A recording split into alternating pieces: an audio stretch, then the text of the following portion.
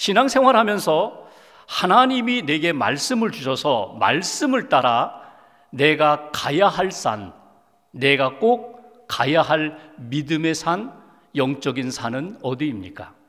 오늘 성경에서 우리는 모리아 산을 만나게 됩니다. 아브라함과 그의 아들 이삭이 올라간 산입니다. 사실 아브라함은 가고 싶었던 곳은 아닙니다. 하나님이 말씀하셔서 이삭을 데리고 올라간 산입니다. 내 아들 이삭을 번제로 드리라고 하나님이 주신 말씀을 따라서 순종하며 올라간 그 산, 모리아 산까지 가는 신앙의 여정 속에서 우리에게 주시는 신앙적인 메시지가 무엇일까?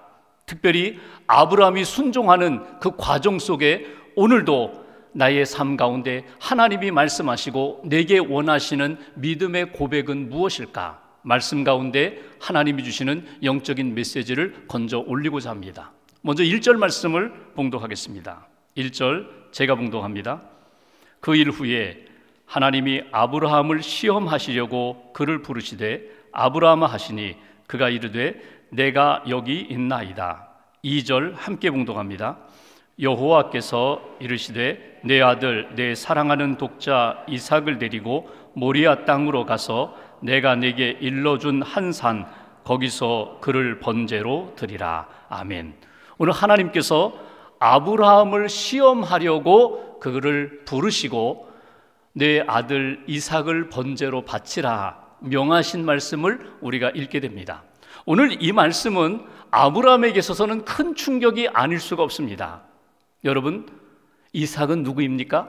오늘 성경에서 표현한 대로 하나님이 이렇게 말씀하셨습니다. 내 아들, 내 사랑하는 독자 이삭. 아주 구체적으로 내 마음 속에, 내 중심 속에 가장 큰 사랑이 무엇인지를 지적하시는 내용입니다. 아브라함의 마음 속에 이삭에 대한 사랑이 너무나 크다는 것을 드러내신 그런 말씀입니다. 내 아들, 내 사랑하는 외아들, 독자, 그 이삭을 나에게 번제로 바치라는 것입니다. 하나님이 보실 때에 아브라함의 마음 가운데 이삭에 대한 사랑이, 아니 그의 마음 중심 가운데 하나님에 대한 사랑보다는 이삭에 대한 사랑, 이삭에 대한 마음이 크게 자리 잡고 있다는 것을 이렇게 드러내신 그런 말씀입니다. 그 이삭을 번제로 바치라는 것입니다. 번제가 무엇입니까? 구약의 많은 제사들 가운데 특별히 짐승을 잡아 죽여서 각을 뜨고 다 태워서 드리는 그런 제사입니다. 이 번제는 어떤 경우에 하나님 앞에 번제를 드리는가? 내 죄에 대하여 고백하며 회개하며 죄 사함에 대한 그런 마음을 가지고 하나님 내 죄를 용서해 주옵소서 그때 드리는 제사입니다. 또 하나님 앞에 지금 양을 잡고 소를 잡아서 번제를 드리지만 나의 삶 전체를 하나님 앞에 드립니다. 이런 헌신의 의미를 담을 때에 드리는 제사가 번제입니다. 아들을 이삭을 번제로 하나님이 받으시겠다는 것입니다. 번제로 바치라는 것입니다. 이 하나님의 말씀을 들으면서 아브라함의 마음이 어떠했을까? 1절을 보시면 하나님이 아브라함아 부르시자 예 제가 여기 있습니다 이렇게 응답했던 아브라함이 이삭을 번제로 바치라고 하자 그는 침묵에 들어갑니다. 하나님 앞에 대답하지 않습니다. 하나님 앞에 내가 궁금했던 것 묻지도 못하고 있습니다. 어찌 보면 지금 아브라함 마음 가운데 혼란이 일어나기 시작합니다. 아브라함의 상황이 어떻습니까? 이삭이 태어나기 전에 이스마엘을 얻고 좋아했는데 하나님은 아니라고 이야기하십니다. 약속의 자녀가 아니다. 그것은 육신의 자녀다. 내 보내라고 하십니다. 성경을 우리가 읽어보았지만 아브라함이 그때 얼마나 고민하고 갈등했는지 모릅니다. 하나님 어떻게 좀 안 될까요? 함께 살면 안 될까요? 안 된다는 것입니다. 그래서 힘들게 믿음으로 결정하고 이스마엘을 내보냈습니다. 이제 남은 자식은 이삭 하나뿐입니다. 그런데 그 이삭을 죽여서 번제로 하나님이 원하신다는 것입니다. 하나님의 이 말씀이 이해가 되지 않아요. 받아들일 수가 없어요. 하나님이 분명히 약속하셨는데 너로 큰 민족을 이루겠다, 너에게 자녀를 주리라, 그리고 주신 그 약속의 아들 이삭인데 그 이삭을 번제로 바치라니요. 하나님의 약속이 틀린 것 아닙니까? 그럴 거면 왜 이삭을 주셨습니까? 이해가 되지 않아요. 하나님은 사랑의 성품을 가지신 하나님인데, 생명의 하나님인데 어떻게 자식을 죽일 수가 있습니까? 하나님의 성품과 맞지가 않아요. 이방 우상 숭배하는 이들이 자식을 죽여서 제사를 드리는 것처럼, 이방 제사처럼 하나님 그렇게 내 자식을 원하시는 겁니까? 하나님의 성품과 하나님 앞에 예배하는 삶의 모습과 전혀 맞지가 않아요. 하나님 정말 나를 사랑하시는 겁니까? 우리 가정을 사랑하시는 겁니까? 만약 내가 내 아들 이삭을 번제로 바친 다음에 아내에게는 무엇으로 설명할 것이며, 우리 가정은, 우리 집안은 그 이후에 어떻게 되는 것입니까? 하나님 앞에 따지고 싶은 것들이 너무 많아요.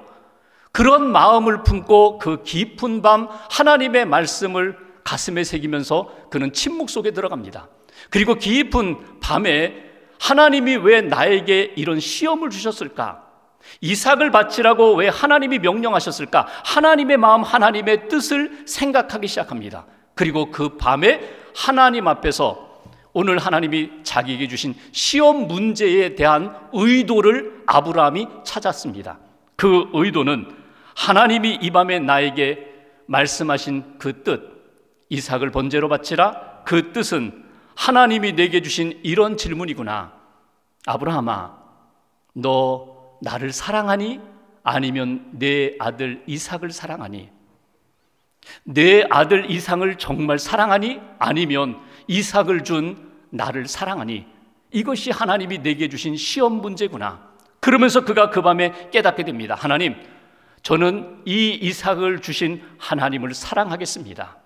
이삭을 사랑하면서 하나님처럼 여겼던 내 마음을 내려놓고 이삭을 주신 하나님을 붙잡겠습니다. 하나님을 사랑하겠습니다. 이것이 그 밤에 아브라함이 깨달은 하나님의 마음입니다.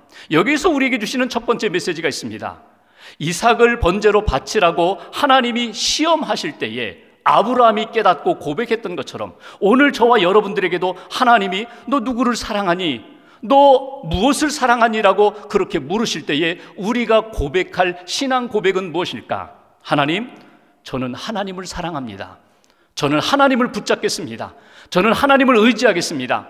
내 삶 속에 있는 하나님처럼 여기고 있는 모든 것들을 내려놓고 오직 생명의 주인 되시는, 복의 근원 되시는 하나님을 붙잡겠습니다. 이 믿음의 고백을 회복할 수 있기를 주님의 이름으로 기원합니다. 하나님 외에 다른 것들을 사랑하고 의지하지 말라, 하나님께서 아브라함에게 다시 한번 강조하시는 내용입니다. 여러분, 우리의 삶 가운데 하나님이 아님에도 불구하고 하나님처럼 내 마음 중심 가운데 자리 잡고 있는 것이 있습니다. 하나님, 이것만은 안 됩니다. 다 가져가셔도 이것만은 하나님 거두어 가실 수 없습니다. 지금도 나의 가장 애착이 가는 것이 있습니다. 그것이 무엇입니까? 때로는 그것이 물질일 수도 있고, 때로는 내가 가지고 있는 지식과 경험일 수도 있고, 때로는 나의 경험일 수도 있고, 나의 자녀일 수도 있습니다. 내가 누리고 있는 환경일 수도 있습니다. 내가 소유하고 있는 기업일 수도 있습니다. 근데 하나님이 오늘 아브라함에게 질문하셨던 것처럼 저와 여러분들에게 말씀하십니다. 그거 누가 주었니? 너는 정말 그것을 하나님처럼 붙잡고 있니? 아니면 나를 붙잡고 있니?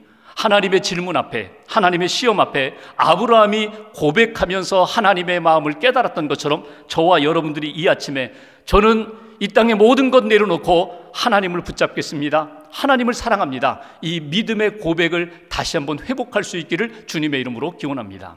두 번째, 오늘 아브라함을 시험하시는 하나님의 그 말씀 속에 우리가 붙들어야 할 영적인 메시지가 있습니다. 3절 말씀 보실까요? 3절, 한 절을 같이 봉독합니다. 아브라함이 아침에 일찍이 일어나 나귀의 안장을 지우고 두 종과 그의 아들 이삭을 데리고 번제에 쓸 나무를 쪼개어 가지고 떠나 하나님이 자기에게 일러주신 곳으로 가더니. 아멘. 여기 보시면 그 밤을 보내고 아침에 3절 보시면 일찍이 일어나 순종의 길을 떠나는 것을 우리는 보게 됩니다.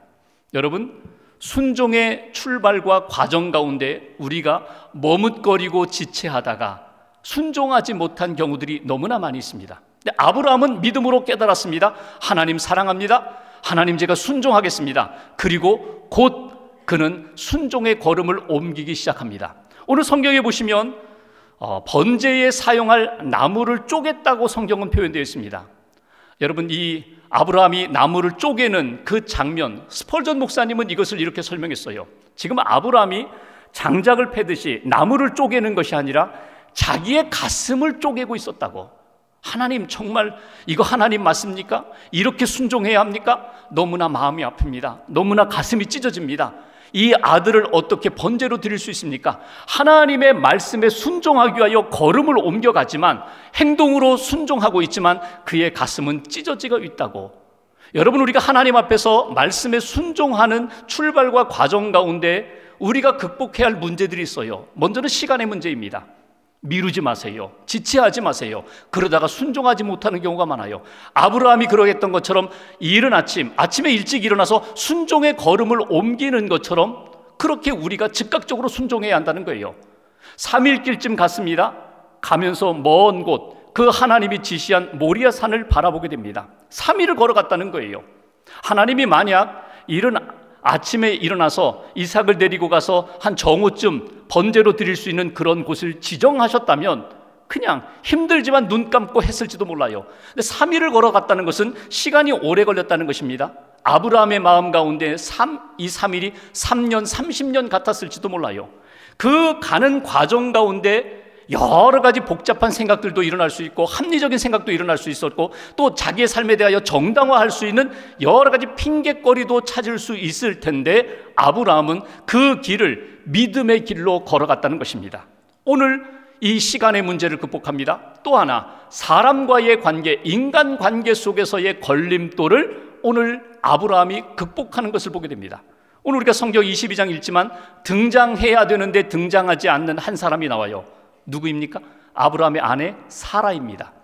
하나님이 그렇게 말씀하셨으면 분명히 아내에게 상의할 법한데 하나님이 나에게 이삭을 번제로 바치래. 아내와 상의할 법한데 아브라함이 상의하지 않았어요. 왜 그랬을까요? 만약 아브라함이 사라에게 아들을 번제로 바치래 그러면 사라의 반응이 뭘까요? 제가 생각할 때는 이런 반응이 나올 것 같아요. 차라리 나를 죽이고 가. 차라리 나를 죽이고 가. 분명히 어머니의 정으로 분명히 반대했을 것입니다. 당신 다시 한번 들어봐. 당신 잘못 들은 것 아니야? 분명히 여러 가지 핑계를 댈 수 있는 핑계거리를 만들어 주었을 것입니다. 아내에게 상의하지 않았어요. 그리고 5절에 보시면 두 종을 데리고 가다가 어느 시점에서는 두 종을 오늘 떼어놓는 것을 보게 됩니다. 만약에 두 종과 함께 그 모리아 산까지 올라갔다가 번제로 드리려는 순간 종들이 주인님 왜 그러십니까? 이거 지금 정신 나간 짓 아닙니까? 이렇게 만류할 수 있을 것에 대하여 오늘 아브라함이 차단한 것을 보게 됩니다. 사람 때문에 핑계대지 않겠다는 아브라함의 굳은 믿음의 결의를 보게 됩니다. 그리고 믿음으로 걸어가는 거예요. 하나님이 기뻐하시는 길을 걸어가는 거예요. 6절에 보시면 어떻게 해요? 그 번제에 쓸 나무를 이삭의 어깨에 메우고 자기는 불과 칼을 들고 올라가는 장면을 보게 됩니다. 이 장면을 그린 그림, 프랑스의 화가인 마르크 샤갈이 바로 이 장면을 그림으로 그렸어요. 이 그림을 보시면 아브라함과 그의 아들 이삭의 얼굴을 바라보십시오. 이삭의 얼굴을 바라보면 어둡지 않아요. 자기가 지금 죽으러 가는 줄 아직 모르고 있어요. 반면에 아브라함의 얼굴을 보십시오. 굳어 있습니다. 눈을 감고 있습니다. 무엇을 의미하는 걸까요? 지금 믿음의 길을 걷기는 걷는데 아직도 아브라함 마음 가운데에는 해결되지 않은 문제가 있다는 거예요. 갈등도 있다는 거예요. 고민도 있다는 거예요. 번뇌도 있다는 것입니다. 이대로 가서 내 아들을 번제로 드려야 하나? 아직도 믿음의 길을 걸어가면서도 혼란스러운 아브라함의 심정을 우리가 이 그림 속에서 볼 수 있습니다. 여기에서 우리가 볼 수 있는 하나님이 주시는 메시지가 있어요. 하나님이 우리를 시험하실 때 아들을 번제로 바치라고 아브라함을 시험하실 때 아브라함이 가졌던 순종의 모습, 그 속에 담겨있는 믿음의 고백이 무엇입니까? 하나님, 그럼에도 불구하고 제가 믿음으로 걷겠습니다. 믿음으로 가겠습니다. 믿음으로 순종하겠습니다. 이 아브라함의 신앙의 고백이 저와 여러분들 가운데 놓치지 않는 믿음의 고백으로 새겨지기를 주님의 이름으로 기원합니다. 그 믿음의 고백을 가지고 하나님 앞에서 믿음으로 순종하며 걷고 있어요. 그런데 7절에 보시면 갑자기 아들이 이런 질문합니다. 아버지, 불과 나무는 있는데 번제할 어린 양이 어디 있습니까? 이 질문에 대하여 아버지가 솔직히 대답할 수 없죠. 내가 번제할 제물이다, 이야기할 수 없죠. 그래서 8절에 무엇으로 이야기합니까? 번제할 어린 양은 하나님이 자기를 위하여 친히 준비하시리라. 하나님이 준비하실 거라는 대답을 합니다. 이것은 핑계 대면서 그냥 둘러댄 이야기가 아니에요. 어찌 보면 아브라함 마음속에 있는 소망이면서 하나님을 향한 믿음의 고백입니다. 히브리서 11장에 보면은 이 아브라함의 고백에 대하여 이렇게 해석을 합니다. 히브리서 11장 19절, 그가 아브라함이 하나님이 능히 이삭을 죽은 자 가운데서 다시 살리실 줄로 생각한지라. 믿음으로 걸어갑니다. 믿음으로 하나님이 기뻐하시는 순종의 길을 걸어가면서 그의 마음과 그의 입술에 나온 하나님이 원하시는 믿음의 고백이 오늘 아브라함의 입에서 나왔다는 거예요. 우리가 이미 본 것처럼 5절 말씀에 종들을 두고 떠나갈 때에 내가 가서 하나님 앞에 예배를 드리고 돌아오리라, 내가 돌아오리라, 이렇게 표현되어 있지 않았어요. 5절에 보시면 어떻게 표현되는가 하면 내가 가서 하나님 앞에 예배를 드리고 우리가 너희에게로 돌아오리라. 나와 이삭, 우리가 너희에게로 돌아오리라. 그러니까 오늘 아브라함의 그 무의식 중에 나오는 고백과 표현 속에 믿음이 담겨 있는 것을 우리는 본문에서 보게 됩니다. 오늘 우리가 놓치지 마세요. 순종의 걸음을 걷는 것 쉽지 않습니다. 어찌 보면은 믿음이 있기 때문에 순종합니다. 믿음으로 순종하는 그 길에는 가슴을 찢는 일들도 있을 것입니다. 희생도 있을 것입니다. 그런데 그 믿음의 길에서 벗어나지 마시라는 거예요. 중요한 것, 하나님 앞에서 시험을 받고 믿음의 길을 걷다 보면 하나님이 과거에 나에게 하신 놀라운 일들이 생각나게 됩니다. 하나님이 내 인생에 어떻게 역사하셨지? 하나님이 내 삶에 어떻게 역사하셨지? 하나님이 하신 일들이 생각나게 된다는 거예요. 또 하나, 믿음의 길을 걷다 보면 내 마음속에 분명한 믿음의 고백이 나타나게 된다는 거예요. 그래서 우리가 오늘도 믿음의 길을 걸어가면서 하나님, 생각나게 해주신 하나님의 그 놀라운 기적의 역사, 무의 소유를 창조하시고 내 아들을 주신, 그래서 내가 번제로 바친다 할지라도 하나님이 지금 내가 상상할 수 없는 놀라운 방법으로 내 아들을 다시금 내 품에 안겨주실 것을 나는 믿습니다. 이 부활신앙으로 하나님 앞에서 믿음의 걸음을 걸어갔다는 거예요. 또 하나님, 내가 믿음으로 고백하는 이 모든 고백 속에 하나님이 기뻐하시는 생명과 하나님이 원하시는 이 역사가 나타나는 믿음의 고백이 나타나기로 합니다. 오늘 아브라함의 순종의 걸음 가운데 믿음으로 걸어가는 그 모습을 저와 여러분들이 품기를 주님의 이름으로 기원합니다. 마지막 9절 이하를 보시면 마침내 모리아 산에 도착합니다. 그리고 번제 제단을 쌓습니다. 나무를 올려놓습니다. 그리고 이삭에게 말합니다. 성경에는 나타나 있지 않지만 이스라엘 전승은 이렇게 이야기합니다. 지금 이삭이 어린아이가 아닙니다. 청년의 때입니다. 아버지 아브라함이 이삭에게 말합니다. 얘야, 내가 너를 사랑하는 거 아니? 예, 압니다. 내가 너 얼만큼 사랑하니? 아버지 목숨보다도 저를 더 사랑하는 줄 압니다. 그래? 그렇다면 내가 지금부터 하는 이야기는 내가 너를 사랑해서 하는 이야기다. 내가 하나님을 사랑하고 내가 너를 사랑하는데 하나님이 나에게 말씀하시기를 너를 번제로 바치라고 하신다. 어떻게 하면 좋겠니? 그때 이삭이 번제단에 올라갔다는 것입니다. 아브라함이 이삭을 억지로 결박시켜서 그렇게 번제 드리려고 했던 것이 아니라 이삭이 아버지를 믿고 아버지의 말씀을 믿고 하나님을 믿고 하나님의 말씀과 능력을 믿으면서 이삭이 번제단에 올라갔다는 거예요. 그리고 아브라함이 칼을 빼들고 이삭을 이제 죽이려고 합니다. 11절 말씀 한번 보실까요? 11절 한 절을 같이 봉독합니다. 여호와의 사자가 하늘에서부터 그를 불러 이르시되 아브라함아 아브라함아 하시는지라. 아브라함이 이르되 내가 여기 있나이다 하매 하나님의 사자가, 하나님이 다급해 주셨어요. 아브라함아 아브라함아, 됐어 아브라함아 아브라함아, 예, 제가 여기 있습니다. 바로 이 장면을 그린 많은 성화들이 있어요. 여러분 보셨을 거예요.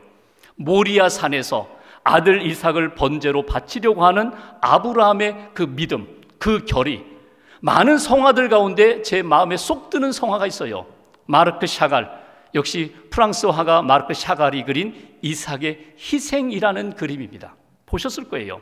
이 그림 속에 가장 강렬한 빛깔이 있습니다. 그것은 붉은색입니다.